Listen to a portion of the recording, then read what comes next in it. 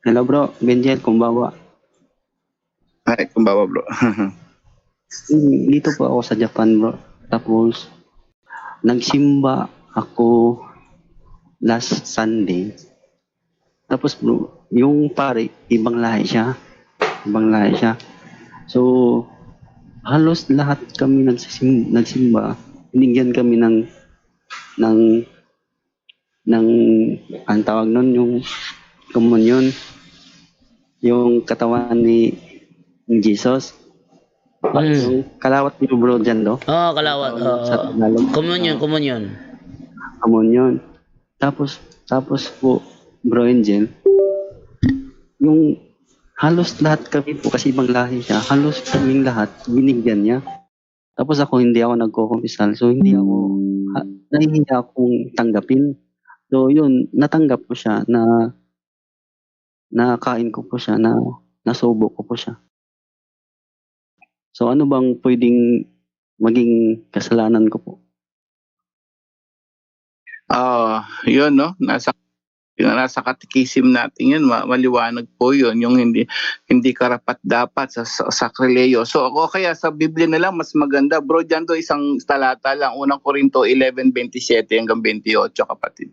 Kaya ang sino mang kumakain ng tinapay at umiinom sa kopa ng Panginoon sa paraang di nararapat ay nagkakasala sa katawan at dugo ng Panginoon.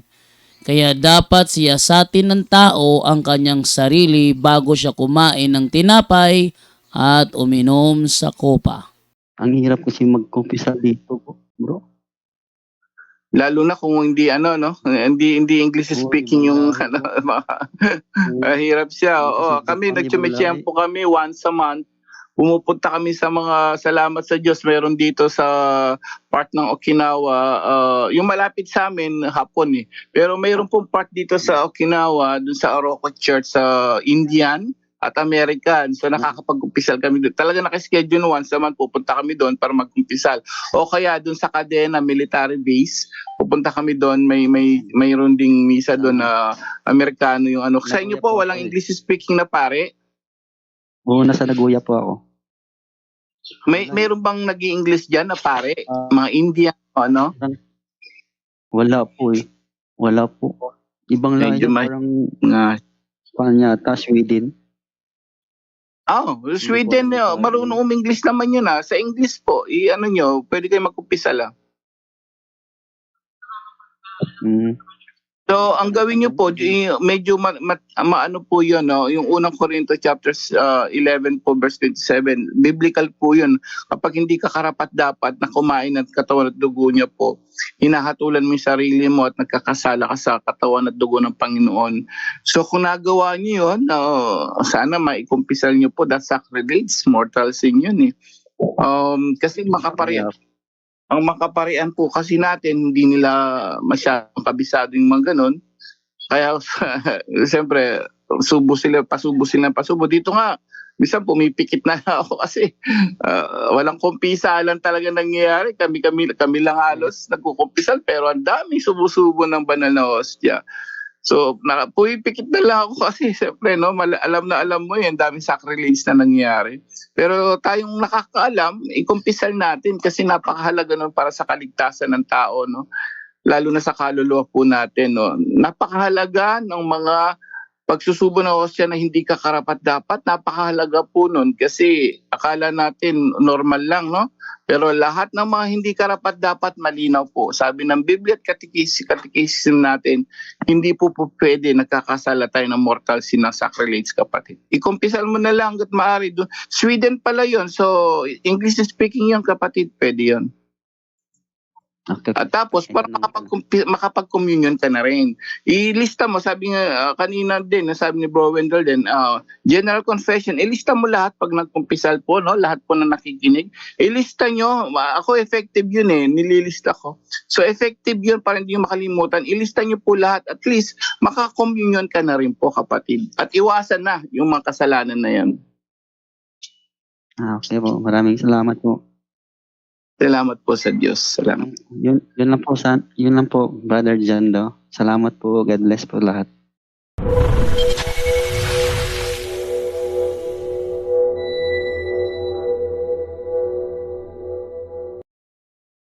Hello po. Good evening sa lahat po. Yes, hello, good evening, bro. Bro, dyan do yung tanong ko is address ko po kay Brother Wendell. Gusto ko po kasing mabigyan ng yung explanation about anxiety at depression kasi nakakaalarma na po dito sa Cebu yung province ng asawa ko. Dalawa na yung nag-suicide dahil sa anxiety at saka depression. At dyan po sa Valencia, Bohol, yung kapitbahay namin na nasa Australia na nag-suicide din dahil sa anxiety at depression. Yun. So, Brother Wendell, sa'yo naka-address ang tanong, Brother Wendell. Okay. Although kailangan din na dadaan yan sa psychiatric evaluation, pero sa Ministry of Liberation, yung nakaranas ng anxiety and depression, nasa level na siya sa extraordinary demonic attack, nasa level siya ng tinatawag na demonic obsession. Obsession, damdamin at isipan ang target ng demonyo.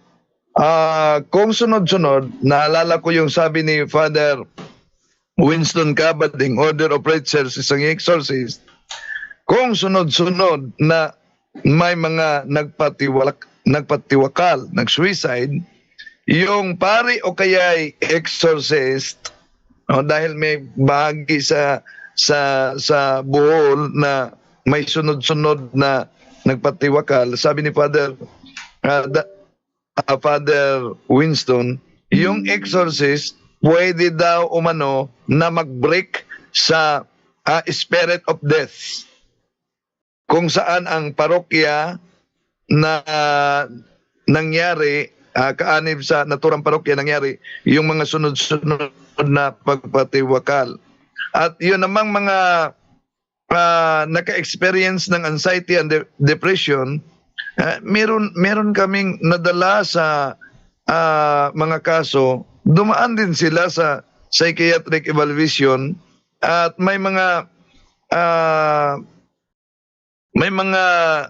gamot sila pero nagpatuloy pa rin at nang isinailalim ng deliverance, meron iba sa kanila na nag-react talaga. So, kaya mas mabuti yung naka-experience ng ganyan, maliban na sila'y dumaan sa psychiatric evaluation, pwede din nadadaan para diagnostic interview sa Office of Liberation at mabigyan ng role of life at ma-process. At yung pangalawa kong tanong, Bro Wendell, is patungkol ito sa CCC 204, yung closing of third eye. Kasi nung right after na may nagpatiwakal doon sa Dalaget, yung abayaw ko sa taga-Bisaya, Bro Dando, nag-react. Tapos, since meron naman tayong kunting natutunan kay Father Darwin, pinadeliverance ko sa yung umagan ko, Bro Dando, sa Tagalog ng umagan, Bienan. Mga 2 hours siguro namin na deliverance kasi wala kaming matawag na pare kasi Sabado de Gloria yon. Tapos mga 2 hours namin deliverance, sobrang react niya at saka sobrang effective nito. Ito lang yung ginamit namin at yung nag-deliverance yung biyanan ko. So yung tanong ko is yung 204, nag-message kasi ako ni Father Darwin at saka nag-reply din siya. Sinabihan niya ako na ipa-close yung third eye ng bayaw ko. Sinabi niya 204 pero hindi na siya nag-reply kung sino yung pwedeng mag-close itong page 204, Bro Wendell. Page 204, paragraph Okay. 204. Page 204, bro. Ano yung Consecration to the Blessed Virgin Mary for the Akala ko closing of CCC. third eye. Kala ko, No. CCC, sabi mo kasi CCC. Deliverance prayer, bro. Ano yung tanong mo dyan? Itong page 204, bro, called third eye, kasi nasa sentence dito na close now my psychic ability. So yung biktima yung mag-close, bro. Yes. Siya lang yung magbasa. Oo. Okay. Okay. Siya Ganun ba? ang magbasa dito, ako maaari na basahin niya ito sa harap ng Adoration Chapel, no?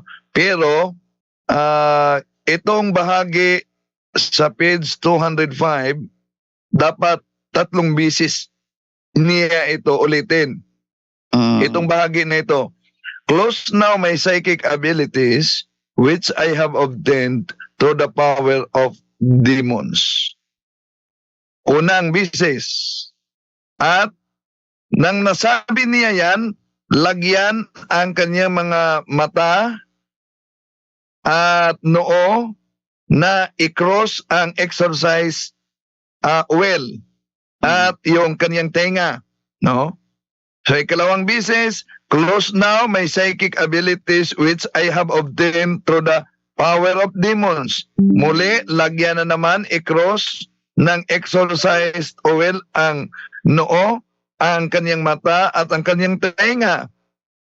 3 bisis, close now my psychic abilities which I have obtained through the power of demons. Lagyan na naman muli sa pangatlong bisis ang kanyang noo, cross ang exorcised oil, ang kanyang mga mata at ang kanyang tenga. At saka ipatuloy, these psychic abilities I renounce and surrender totally to you. At tuloy-tuloy na. Yung almost immaculate loving virgin bro sa 2 for isang beses lang. Isang bisis lang. Yun lang bahagi na 3 bisis, close now my psychic abilities. Okay. Thank you bro.